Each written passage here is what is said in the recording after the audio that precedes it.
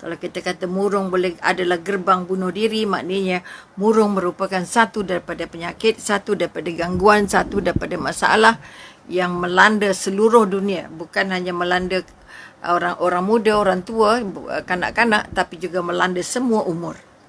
Kalau kita katakan apa yang kita katakan murung, kalau kita melihat data daripada kita ambil surat khabar Al-Mu'minun edisi 240, memberitakan sedikitnya 200 juta orang. 200 juta orang, ini data dulu, maknanya data 2014-10, sekarang dah 14-45. Maknanya akan bertambah berapa kali ganda. Sekarang ini baru 200 juta dunia yang terpacak ataupun kita kata terserang oleh penyakit yang namanya murung. Kalau di Malaysia antara 5 orang, maka 2 orang adalah murung. Ini kita takut. Kalau stres antara 3 orang, 2 orang yang stres adalah wanita. Maka kita katakan murung berpunca daripada gangguan-gangguan emosi. Maka kita mohon pada semua yang susah nak gelak, susah nak ketawa, susah nak berbual, susah nak tegur orang, senang untuk marah, senang untuk masam, senang untuk sendirian, senang untuk tidak diganggu, senang duduk seorang-seorang tepi-tepi, ujung-ujung.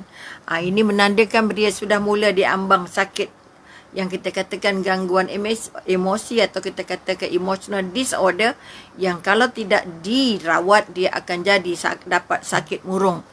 Maka sakit murung sudah melanda seluruh dunia, termasuk di Malaysia. Sebab itu kita kata bunuh diri sudah menjadi satu daripada sebab mengapa murung sudah menjadi satu sebab mengapa ramai orang bunuh diri hari ini.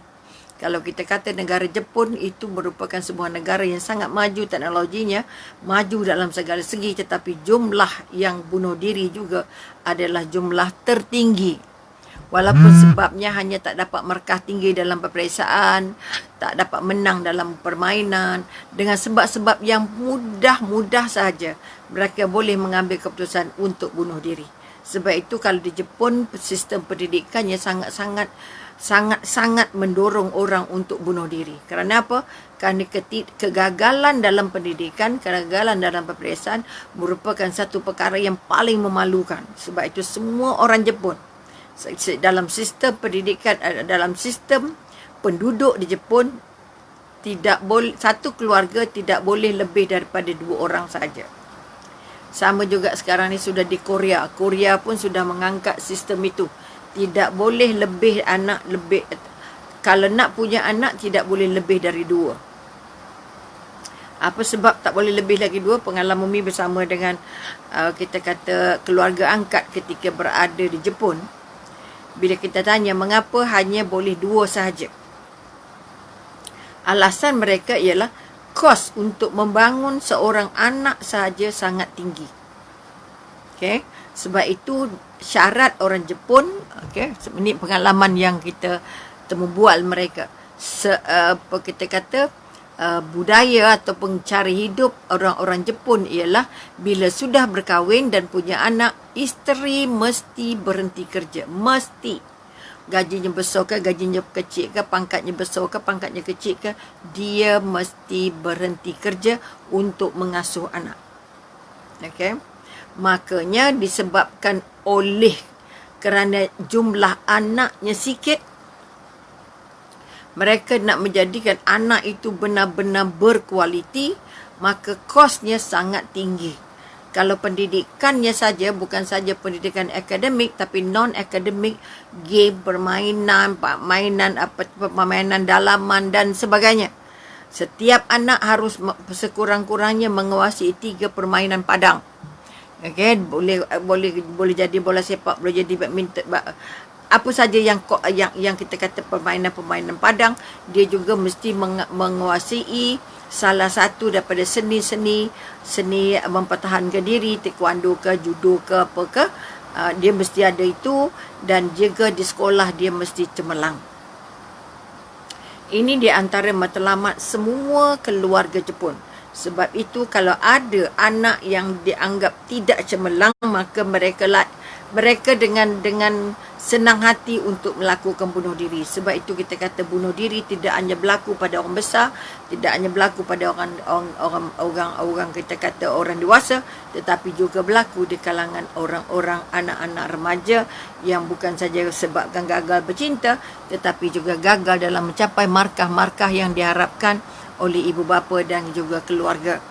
Maka ini kekuatan kita kata kenapa darjah murung jadi sangat tinggi. Sekarang ini darjah murung lagi tinggi dengan adanya teknologi ataupun yang adanya pasal iPad, iPod ini. Anak-anak sudah tidak boleh berbual. Anak-anak tidak lagi ada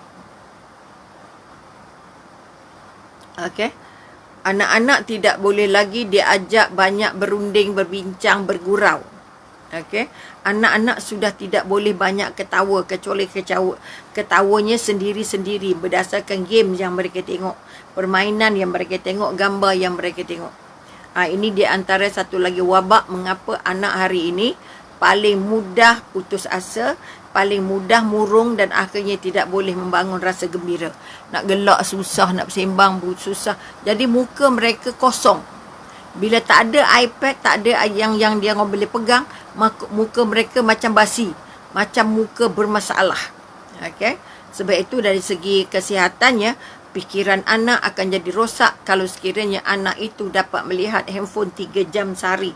Lebih daripada 3 jam bermaknanya mentalnya stres, matanya stres, ingatannya tak kuat, fokusnya hilang dan dia jadi sangat letih. Bila mata sangat letih, dia bukan boleh tidur, dia jadi susah untuk tidur. Ini dari segi fizikalnya. Dari segi mentalnya, dia susah buat tumpuan, dia susah nak dengar kalau orang panggil, maka di sekolah dia banyak berhayal kalau dia tak dapat kalau dia tak dapat iPad dia tu, dia jadi macam budak bingung sangat.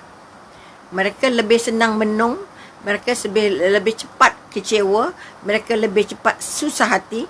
Mereka merupakan orang-orang yang mampu duduk seorang-seorang berkejam-kejam kerana adanya iPad dan kerana adanya teknologi-teknologi ini. Ini sebahagian daripada persediaan untuk melahirkan anak murung, untuk melahirkan mak ayah yang murung. Kalau mak pun mabuk iPad, iPod, ataupun kita kata mabuk WhatsApp, ayah pun wajib buat mabuk game-game yang kita kata bertahun-tahun, berbulan-bulan bersambung-sambung ini, maka rumah itu jadi tanah perkuburan. Rumah jadi tanah perkuburan sebab setiap orang sibuk dengan handphone masing-masing. Sebab itu apa sebab mereka kata tanah perkuburan? Tidak ada cerita, tidak ada gelak ketawa, tidak ada gurau senda. Makan macam makan kedai seorang-seorang. Ngap.